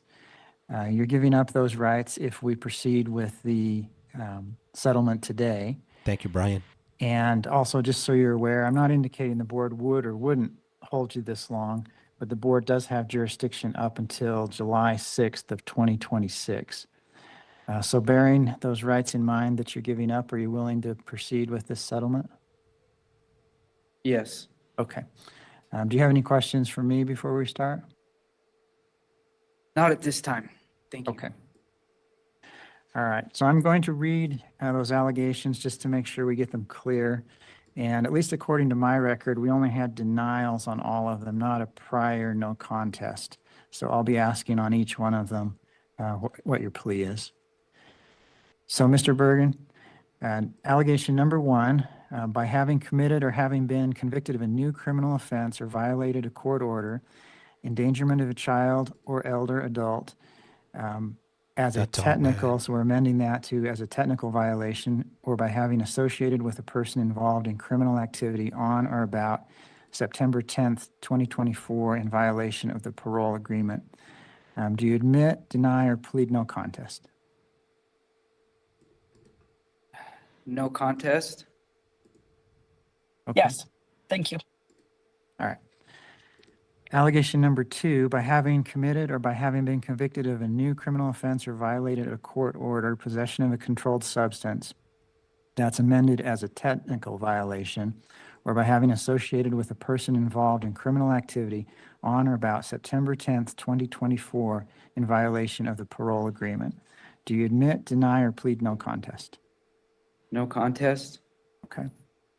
Allegation number 3, by having committed or by having been convicted of a new criminal offense or violated a court order, possession of a controlled substance as a technical violation, or by having associated with a person involved in criminal activity on or about September 10th, 2024, in violation of the parole agreement. Do you admit, deny, or plead no contest? No contest. Okay. Allegation number 4, by having committed or by having been convicted of a new criminal offense or violated a court order, tampering with evidence, or by having associated with a person involved in criminal activity on or about September 10th, 2024, in violation of the parole agreement.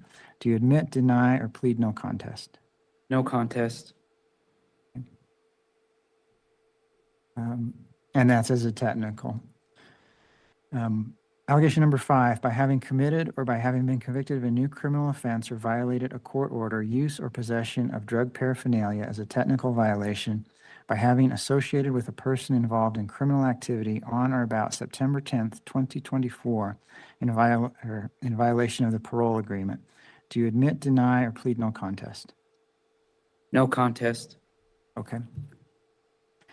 All right. So from here, Mr. Bergen, I have some questions for you about things that have happened since you came back to prison, kind of how you've been doing and release plans from there. We'll also have a chance to hear from the state and from your attorney, and then we'll come back to you for the final word. Okay, Mr. Bergen? Yes. Okay. And before we start that, counsel, is there any information you want to supplement about those allegations? No, they weren't filed, but no, we don't have any additional information other than that. Okay. Mr. Ferris? Nothing to supplement the allegations, thanks. Okay. So, Mr. Bergen, going back Damn, to Tyler. when you were released on parole, so you'd been out for a little while, almost a year. How do you think things were going during that year? I think they were going well. I was working full time. I was doing my, the voc rehab. I was setting up for school. I was starting school at the beginning of this year, actually. I was meeting regularly with my parole officer. I did have an issue where I went and my family was concerned. They'd contact my parole officer and I had admitted to relapse. I had then went and I took the steps to check myself into a detox center and did the treatment, and I went and reevaluated my substance abuse. I was doing one-on-ones with a therapist every week, intense one-on-ones. After that point, I was continuing to check in with my PO and give him clean drug tests, do my treatment, pay my my fines or fees, and continue to work every day. And I was doing really well. And about 2 weeks before I got picked up, I kind of had some things with my family that had happened that I let get to me. And I'm not making excuses. This is just what had happened. And I found myself with the wrong people and back here in prison. So my PO was working great with me, was very understanding. I don't have any complaints about my parole officer or the way he conducted his supervision against me, and I messed up. Okay. So, I mean, I understand sometimes things happen with family, and you talked about being back with the wrong people. Going forward, how do you think you could manage those things or avoid those situations? I don't think I'll ever avoid situations coming up in my life to what we all go through, but it's as far as dealing with them more successfully. My PO had thought it was a good idea because my initial plan was to be in sober living, and I procrastinated on that. I think that's something that I really need to utilize, and I actually have it set up to do whenever I am able to leave the prison. I think it was just a little bit too much, too fast, and I kind of didn't really use those tools and gain those tools that I needed to continue, dealing with situations that occur in life. And this whole experience has been very devastating. It's been very hard. It's been very hard for my family. I am in constant contact with them and in good standing with them. But we all agree, and I agree especially, that I should go to a sober living when I leave here, and that's treatment and sober living, whether I'm on parole or I'm not.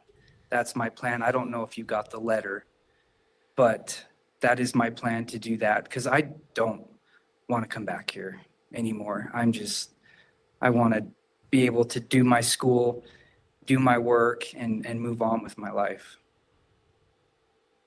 Okay. What do you want to accomplish with school? I was the electrician here in the prison for a little over 2 years. And my dad's an electrical contractor. I'm a certified welder, but I want to do electrical. So I actually have Voc Rehab already ready to pay for my tuition at Mountain Land Tech. Now, however, that was starting this January, so that's going to change. But I'm going to get my credentials for that so I can continue to be a general foreman and move up the ladder there. So that's something I do want to pursue. Okay. And I'll note that you don't have any disciplinary incidents since you've been back. So that's a good thing. Appreciate that. How do you think you've been doing in prison?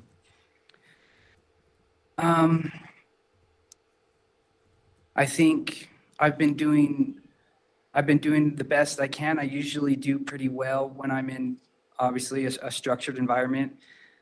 I try to put myself in classes and get a job and use my time wisely and don't fall into any of the nonsense that goes on around here. I was fortunate enough to make it up to Strive and continue and participate in that. I've got my health, been working out regularly, going to class, just completed, improving or better communication. I do this, the Strive criteria, and I'm about to get a job. So. Okay, good. All right. And again, we'll come back to you for the final word, Mr. Bergen. But right now, let's go to the state. Mr. Ferris?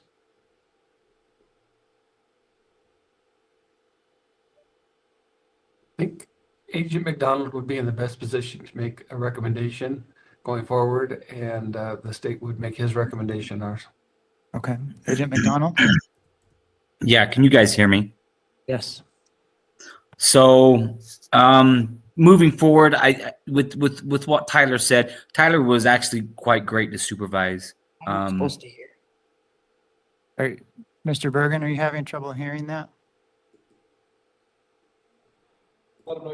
I'm sorry, I didn't hear anything Mr. McDonald had just said. I don't know if I was supposed to or. Yeah. Yeah, we want you to hear that. Okay, I'm sorry. I didn't hear anything. It was muted or, What about now? Are you able to hear yes. there, Tyler? Okay. So Tyler was actually really easy to supervise. He was great. He was very compliant, and like a lot of them, he had some roadblocks, and we discussed those roadblocks.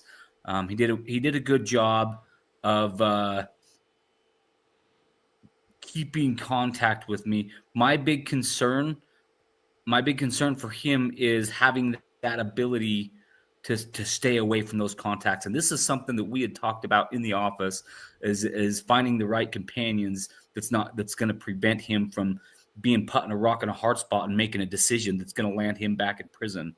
And so I do heavily support the sober living. That's something we had talked about in the past. And the thing that Tyler has that a lot of people don't when they come out of prison is he's got a really strong support system with his family. I've spent a lot of time speaking with his family. He has got an incredible support system there. But at the same time, they've established boundaries, which is good and healthy. And so I think, upon, if Tyler is granted a parole on this one because his jurisdiction runs out in 2026, he's just got to walk that line of being able to make that decision. And I don't know if the treatment is out in the community that's going to help him and give him those tools to be able to say, hey, I'm not gonna go down this path, or if that's something in prison. Either way, in prison you're making the contacts. In treatment, you've got the same contacts, you're meeting the same people. And so there's a little bit of juggle with that. But as far as our recommendations on these ones, that I think he could be successful on parole. I really do, and he was successful for a very long time. And so it almost becomes something maybe that is a challenge to me to put in a challenge to him to, hey, we're gonna work harder about staying away from these contacts. And we did. Like, that was kind of our big case action plan, was staying away from contacts, and that essentially is what led him back, was those companions. So as far as the recommendation, I don't know if it's going to change his outcome a whole lot, whether he does 6 more months in prison and paroles, or expirates out of prison in 2026. Whatever it is, he just needs to have that ability to be strong when he's around those contacts, those people, because he kind of, that's been Tyler's kind of his history. Kind of reaches, or someone will reach out to him, and just being able to establish those boundaries. We've got to figure out how to do that, whether that happens there in prison, through classes, or in the community. I don't know that makes so much of a difference, but we just, it's something that Tyler just has to do. All right, thank you, Agent. Ms. Con. Yes, what I'd ask for is, I appreciate that Mr. Bergen did take responsibility here, and it sounds like he's working really hard on making some changes in his life. It does sound like he has a drug problem that he needs to address, and I think sober living would help him do that. So I would ask for 180 days with credit for all the time he's served in custody, and then a release as soon as that is available at an appropriate sober living setting, so that he can get that help. And fortunately, I'm thrilled to hear that he has a really supportive family group as well. That's really unique, and happy for him. And you can do this, Mr. Bergen. I think that's great. Thank you. Thanks. Okay. Thank you, Ms. Conyers. So, Mr. Bergen, it does sound like you've got some strengths going for you, and there have been times that you've done very well, including back in prison. You're doing well right now. So it does sound like you can succeed. Any final comments or things that you would like to say? I somewhat, or not somewhat, I also agree with what Mr. McDonald has said as well. The time I expirate next year and then doing my parole violation, is there going to be that much of a difference? However, I feel like I owe it to myself to successfully complete parole and show that I can do it.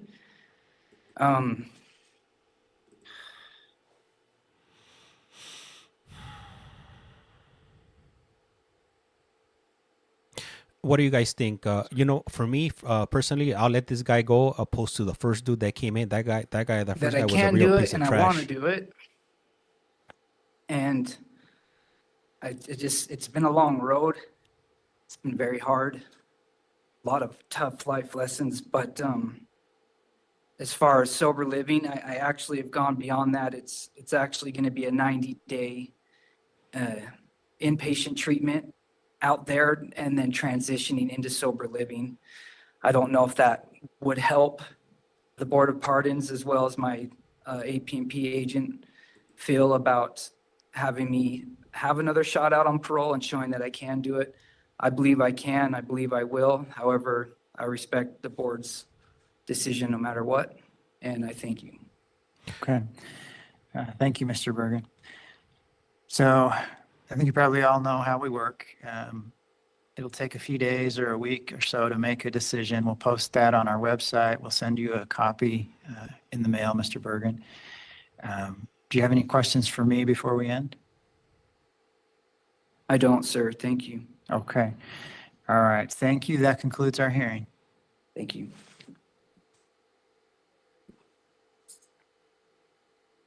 All right. Yeah. Hey.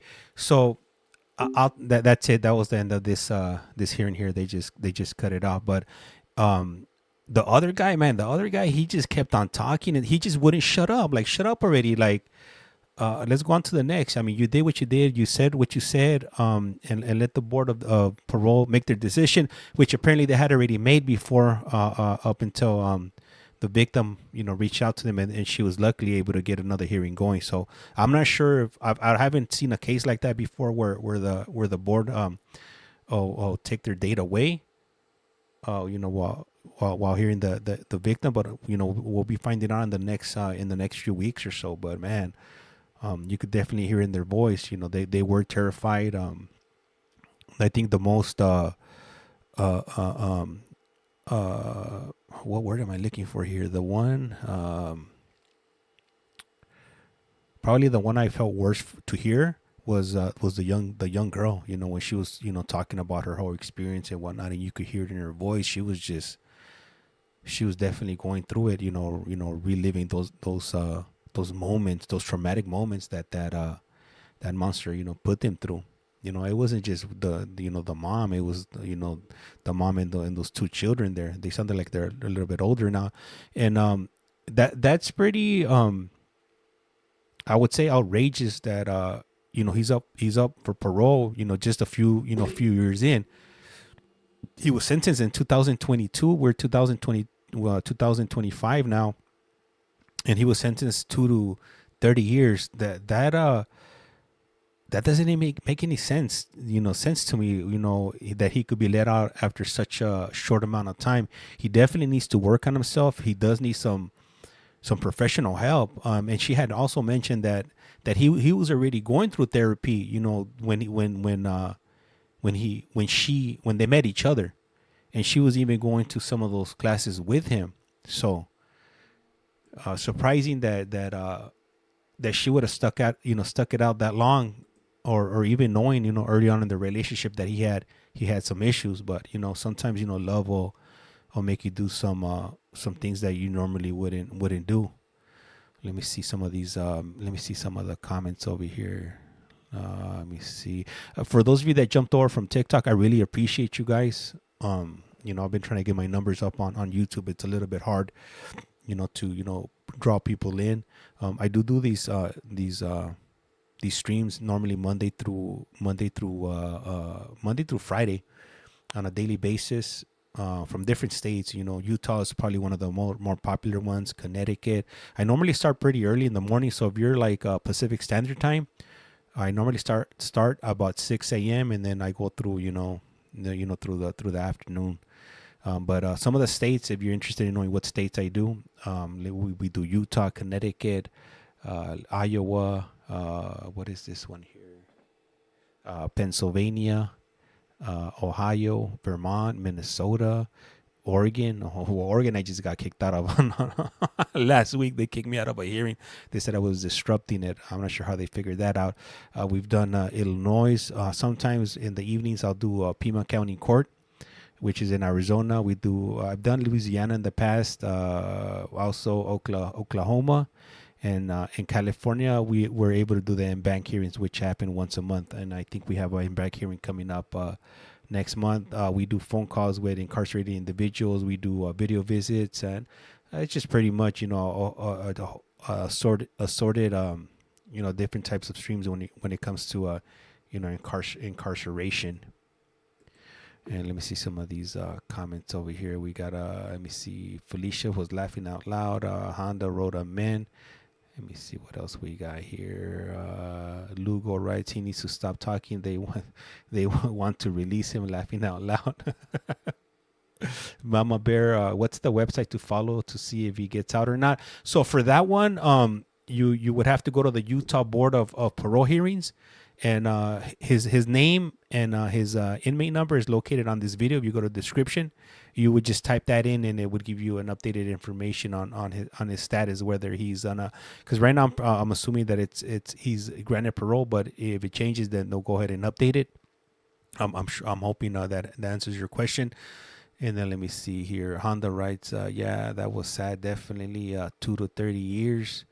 After 2, he's able to get up and go. And I'm not sure if that was his first time, going in front of the parole board. Besides the one that was just, took place. Let me see. Honda, I'm in Ohio. Felicia's in Oregon.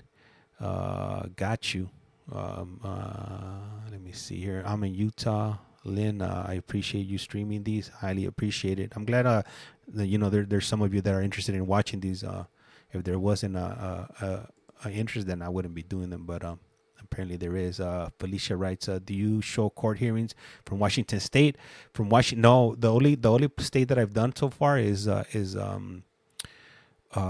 is it? Arizona. I think I've looked at Washington State. I think they do offer them online, but I haven't done any. But if you have any suggestions, I'll be more than happy, to look into it and see, how that works out. Hey, Mama Bear writes, what about the DV guy? Do you? Yeah, let me. I got it on the description, but I'll go ahead and add it here into the chat just in case anybody wants that information. I'll put down his whole full name and his inmate number here. Normally, if you go to the descriptions, I'll try to get any articles that I'm able to find, and it with all information as far as name, full name, and inmate number, and any articles, just in case you guys would like to follow up and do a little research on your own. Then that information I'll put it there to help you guys out and have it a lot easier to access it, opposed to you guys have to dig through the internet. So let me see, we just hit 1 o'clock right now, so I gotta start getting ready. I gotta head on out. I gotta go ahead and pick up my daughter.